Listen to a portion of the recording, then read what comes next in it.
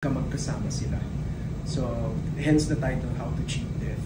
So, parang nagkaroon sila ng responsibilidad na nasa kamay nila kung mabubuhay o mamamatay ba ang isang tao. So, yun yung theme niya. And then, syempre, it's also a love story. So, two strangers sila na mamimit na parang fate nila na bigla silang nagkaroon ng ganitong kapangyarihan. So, anong gagawin nila? Yun, very, siya, cool yung series na yun. Ang daming visual effects. So light lang siya? Yeah, it's pretty light. It's light, it's an easy watch. Mm-hmm. Yung one hit? Yung one hit naman, kasama ko si Sue Ramirez. We shot that for quite a long time. Latter half of 2024, heading to early 2025, January. I think we wrapped shooting mga January. Kasama ko din si Kuya Nick doon, si Kuya Rom Nick. So actually yun yung first project namin together. Pero nauna pang ipalabas yung All Saints Day kasi may festival. So yun ay isang Netflix original. If I'm not mistaken, yung Netflix, nagkaroon sila ng Netflix Philippines. Nagkaroon ng parang first batch na talagang sila yung nag-produce. Medyo, don't quote me on it, pero parang I think medyo technical kasi na merong Netflix original na in-acquire lang nila pero pinroduce na ng iba. Tapos merong hindi Netflix original, like How to Cheat Death, hindi siya original pero ipapalabas siya sa Netflix. Yung one hit is really produced. Yeah, I think similar to Social Climbers. Yeah, sila Maris tsaka si Anthony. Parang ganun yung naging parang bago nilang initiative in Netflix Philippines. Yung isa pa I think is with Miss Uge and Barbie yata. Yun yung pangatlo yata ipapalabas. And your role doon, may yung One Hit Wonder, kasi teaser photos pa lang pinapalabas. Pero wala pang logline. Pero ano siya, it's music film. Hindi siya musical, but musikero kami. Kita naman yun sa may gitara ako tapos may banda.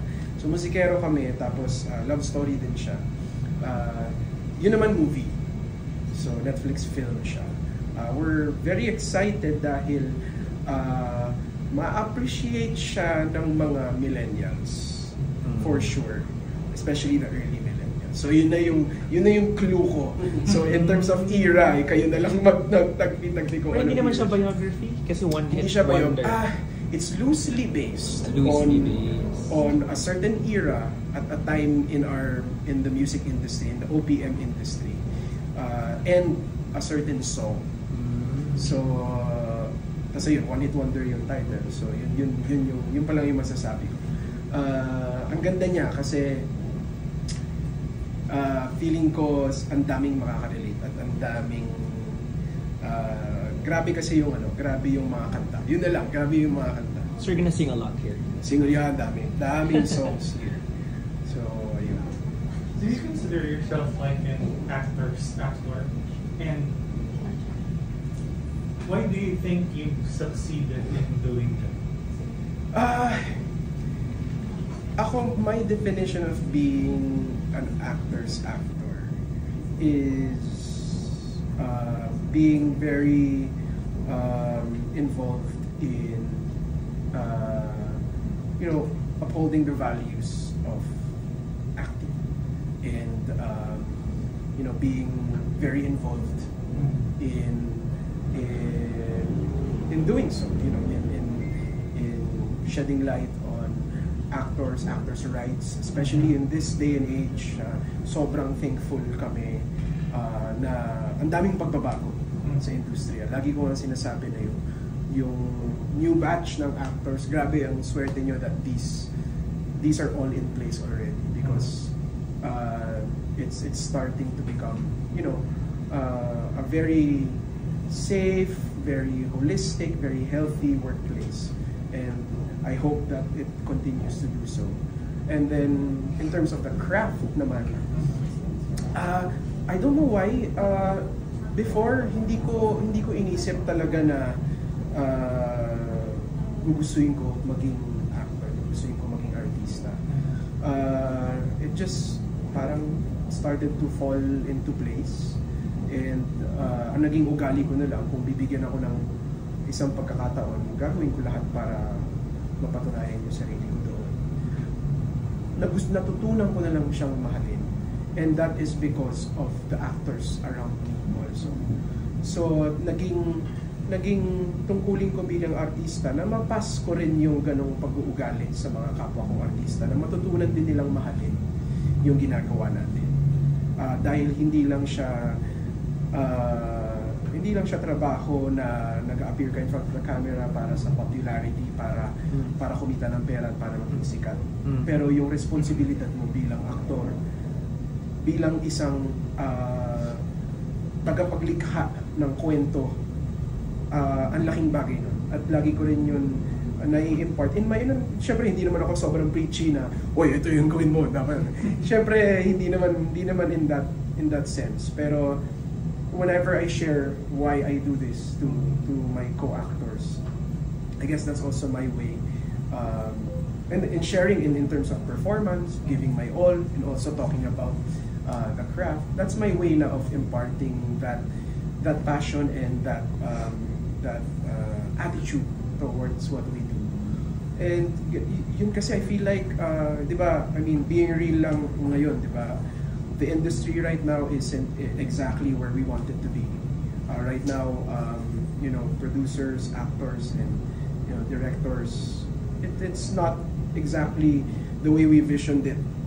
2025, 2016, I remember it was a year na parang, whoa, Philippine cinema, di ba? Ang daming mga pagbabago, festivals left and right, ang daming mga grants. Ngayon, there are struggles. So, kakailanganin talaga ng mga creatives, from producers all the way to actors, na talagang kapitan yung kung bakit ba natin ginagawa ito, despite the struggles that we currently have in the industry. So, I guess yun na yung as an actor, yun na yung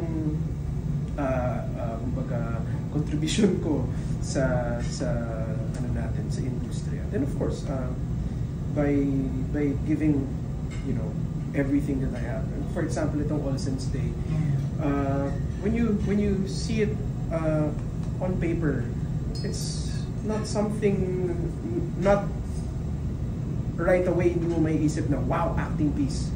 Hindi siya ganun kasi very introspective, very nuanced, and very tahimik lang yung script. The dialogue is very conversational. So it's not exactly na, kasi immediately pagka nakakita ka ng script na dramahan, grabing linyahan, grabing wow, okay, game. Or like, game, di ba, lalabas lahat ng bala ko. Pero with All Saints Day, on paper na parang nung nakita ko siya for the first time na okay, this is something. This is I know that this is different. This is not the usual drama film that the audience is accustomed to watching. So paano natin babalikin? And with it being a very personal film nga with Direct JP, sabi ko, inaisip ko at sinabi ko sa sarili ko, okay, this is an opportunity for me to show a different side naman, a more nuanced approach, and I'm very happy na si Direct JP at si Kuya Nick, they were on board with the same ideology and same vision. So yun,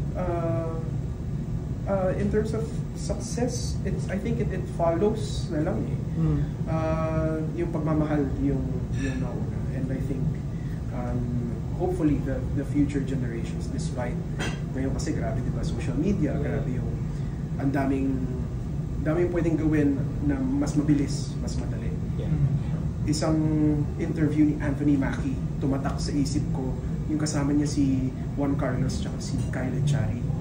In-interview nilang dalawa si Anthony Mackie for Captain America. Tinanong nila kung anong advice ni Anthony Mackie for actors and artists in the Philippines. Sinabi niya talaga na you have to decide, are you a celebrity or are you an actor? Kasi if you're an actor, mahirap. Yeah. Grabe yung pagdadaanan mo, grabe yung sacrifices mo, grabe yung literally you're giving a chunk of your actual life Yeah. to other people. Yeah, with that obviously you chose to be like more of an actor. An actor, diba? yeah. Because especially the projects that you're given are like quality, art pieces, acting pieces, siya. Pero was there ever a point na nasali ka sa isang project na hindi masyadong, you see, ganun kalaki yung traction? Does the lack of traction still affect you? To a certain extent, and I won't let it affect me too much. I'd be lying if I'd say it won't. Yeah. I mean, di ba kung iilan lang nakanood, Yeah. syempre nakakalungkot din yun. Bakit mo ba ginagawa? Ito, para maraming makanood, para maraming ma-inspire, para maraming makanood ng kwento mo. Of course, that affects me. But then, babalik ka nga dun sa, sa realidad na that's exactly what we're trying to maneuver around. It's to how in this new generation of with all sorts of platforms, all sorts of media, paano na mag-gain ng traction yung mga palabas natin. So it's being aware of that challenge and doing what you can in order to help that. So I'm blessed na meron akong following on social media. So ako as an actor, though I see it hiwalay, my career as a content creator and as an actor, it's two very different things for me. But then at times like that, yung pagiging content creator ko, kakailanganin kong i-tap into so that I could help out my career as an actor, and also help the projects that I'm in. Pero yun nga, syempre nakaka-apekto pa rin. Pero not to a point na madi-discourage ako na ayoko nang gawin ito, wala namang nanonood eh. Pero that's a thought that I acknowledge that it's possible to think of, it's possible na malaglag ako dun sa ganung klaseng thought process. Pero as much as possible, I do my best to be as healthy as possible, mentally especially, para hindi ko maisip yun. Kasi nakaka-apekto talaga yun. Yeah, kasi obviously, di ba, kasama mo si Gabby. Si Gabby, mainstream siya eh. Yeah. BBB, Sangre. Yung sa'yo naman, medyo like, art and so hindi naman like, yun makaka-apekto sa'yo? And Hindi may naman. comparison? Or? Not naman. It's actually, alam mo, sobrang I've had projects na sobrang daming nakanood, mainstream. I've had projects na kakunti lang nakanood. Pero yung weight niya for me as an actor, yung pumapantay din. Kasi sabihin natin ang konti lang nung nakakanood nitong isa, pero grabe yung naging epekto sa kanila, or like nakikita ko online even for All Saints Day now, kasi ito limited lang yung mga screens niya, di ba? So it's not a nationwide release. But then I've been reading a lot of reviews about it, hindi mga critics but people who actually related a lot to the character, and that's something that is very fulfilling na rin for me. Yeah. You want to invite everyone sa dami ng projects na. Siguro mga one more hour din yung invite mo kasi ang dami-dami mo projects. Yeah. Isa-isa mo na lang. Isa-isahin ko na lang. Sige, unahin ko, March 24 na. Last day. Last day. Five Today, na pala. last day today. Last day today. Oh, yes. Nawala ako. Yeah, I'm actually about to go to All Saints Day for the talkback, but I guess I want to thank everyone na pumunta at nanood ng All Saints Day. Hopefully, nung tinanong ko naman si Direct JB ano bang plano nila after, may chance naman na mapunta siya sa streaming platform. So, cross fingers, sana magkaroon ng chance na mas makanood ang mas maraming tao. So, abangan na lang nila yun in the future if ever we do announce that it will be available on streaming platforms. Another is Liwanag sa Dilim. We are currently approaching our 4th weekend. So far, it's been very successful. Ang daming nanonood at ang daming natutuwa. So I'm very thankful na yung labor of love namin, itong show na to ay, so far ay successful at ang dami na rin natutuwa sa kwento nito. We are running all the way until April 13. I hope everyone can catch our show Liwanag sa Dilim at the Carlos P. Romulo Theater in the RCBC Plaza in Makati. We have shows every Friday, Saturday, and Sunday. You can check out the show schedule and who's performing in the social media pages of Nineworks Theater. Never explain details. Yeah, but we also have a show by. So sa mga nakakanood nito, kami ni Gabby and si Vien, who's playing Chris in the show. We have a show by this April 13 at 8 p.m. So ang cast nun is ako, si Vien, and si Alexa. That is actually the closing show of Liwanag sa Dilim. So sana, that's Sunday 8 p.m. So sana makanood kayo ng show by namin. Netflix. Yes, this April 2, finally mapapalabas na rin ang How They Cheat Death. This is a series starring yours truly and my real-life partner and my on-screen partner this time, Gabby Garcia. This is a very fun show that I hope everyone will get to enjoy. It's streaming this April 2 exclusively on Netflix. And lastly, ito wala pang play date, but I think it's this year. So coming soon is One Hit Wonder. This is a Netflix film set to release in the next coming months. Kasama ko dito si Sue Ramirez. Ito naman, this is for the music lovers. This is for the OPM lovers in specific. This is another project that I really love. So I hope that everyone